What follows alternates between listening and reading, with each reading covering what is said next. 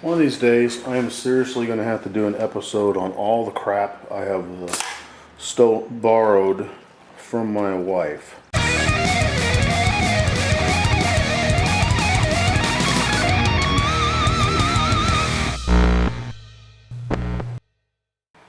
Hey, welcome back. Let's start making this bending form so we can get this thing going. Now, remember, I'm going to try to figure out a way to incorporate this into a mold like this so I can only build one, because you know there's a fine line between efficient and lazy, and I'm all over it.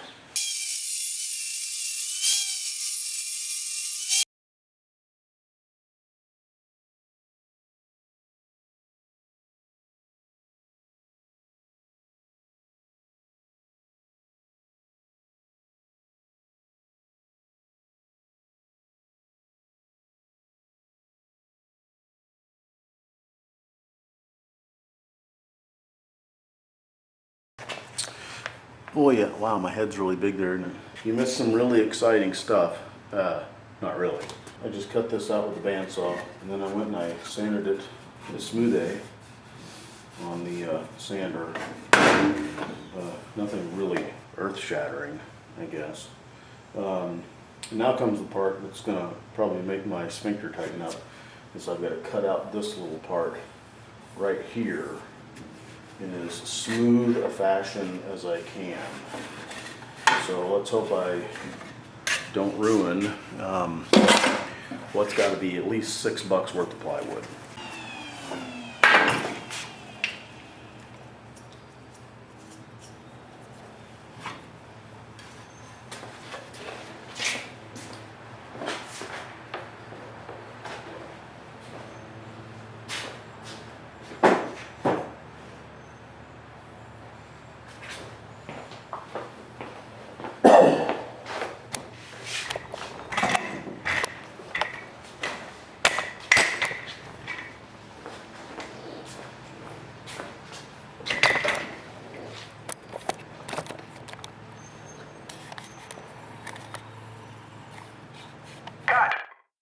Alright, once again, I am not smart enough to figure out how to work a button. So anyways, you can see I've now got this cut out so that we can bend the sides for a cutaway, or we can insert them back into here and we can make that into a regular 3/4 scale dreadnought. Now I just have to figure out how best to put that in there. And I'm thinking, yeah, believe it or not, I'm thinking, let's see what I can come up with. Here's my current thinking is, first of all, we're going to have some sort of a, I don't know what the word is, a gasket or a spacer in here, because, of course, the blade pulls out a certain amount of wood. But this is what I'm thinking. Is like this, with a brass insert and then just a hex head flat bolt to pull it in there, something like that, one on each side, and that way pulls it in tight when you want to do a full dreadnought side. And then if you want to do a cutaway, you pull the screw out, and that goes like that. That's the theory anyways. We'll see if we can actually get it to do something. First thing we got to do is I got to cut spacers. 1, 2, 3, 4, 5, 6, 7, 8, 9. Got to cut 10 spacers at 5 1/8 inch a piece. Let's do that.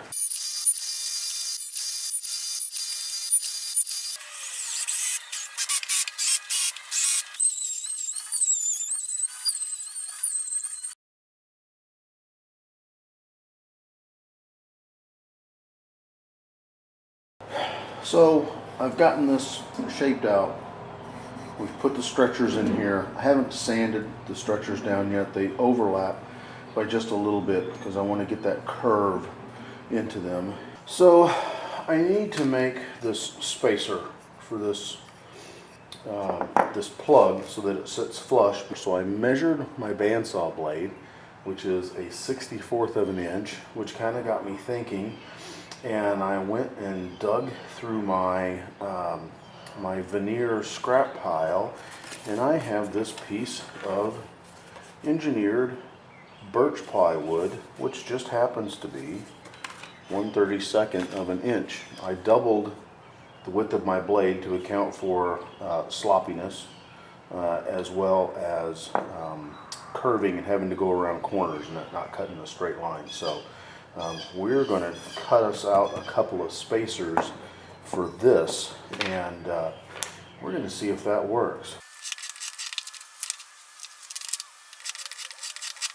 Alright, as you can see, I have this little gap right here.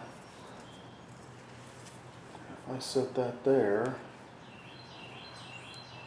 then my gap is almost nil. I might be onto something, kids.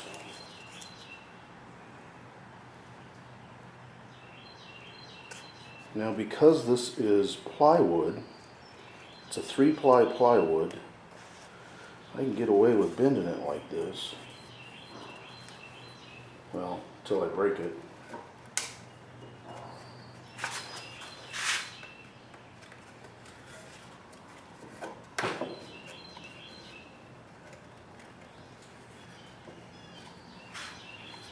Look at that. Like I knew what I was doing.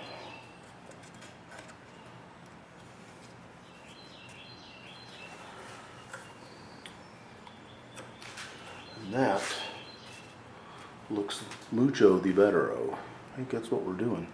We're going to try to steam these so that we can press them in place and roughly shape them, and then once they've set, then we'll glue them in. Hey, lucky us, we get to hear the garbage truck. As with most things done in the rattle can style, this is entirely theoretical in nature.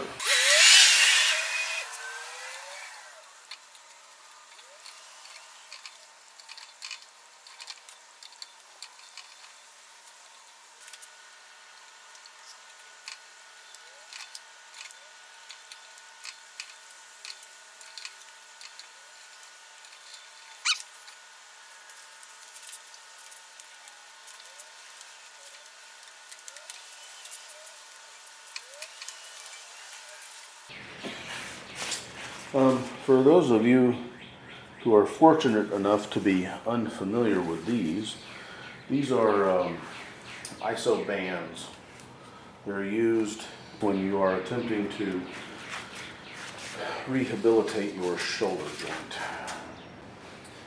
Alright, let's take a look and see if we've actually done anything.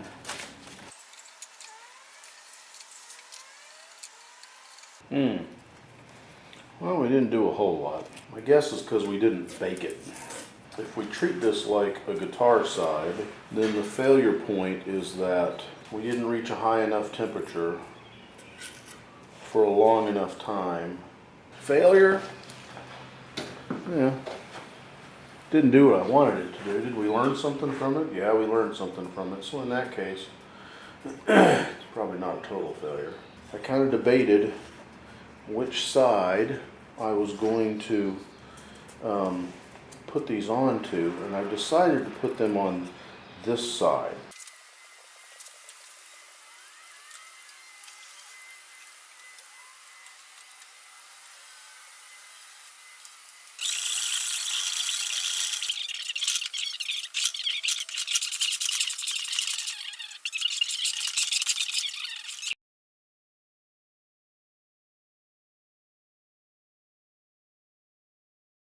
Welcome back to a foggy, sticky, humid spring morning in Ohio. We have let this set up and let the glue cure overnight. Now what we're going to have to do is we're going to put this brass insert and this retaining bolt in here. Alright, now we've switched to the bigger bit so that we can counterbore for our insert.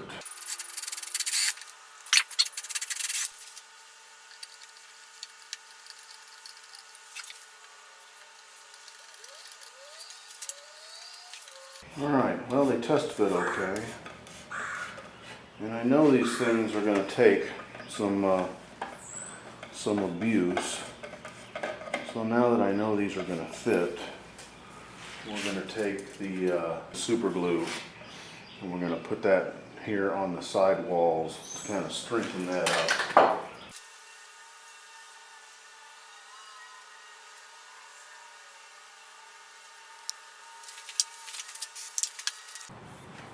So let's take a look here. I've done a couple of things off camera that I just thought are worth mentioning. One is that I have countersunk all of these screws because my clearance is very tight in here.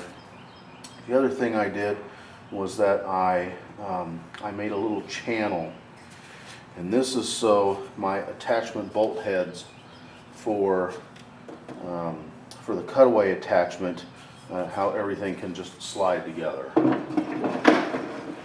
This comes down to bend your waist. This pushes in to bend your cutout, and there you be.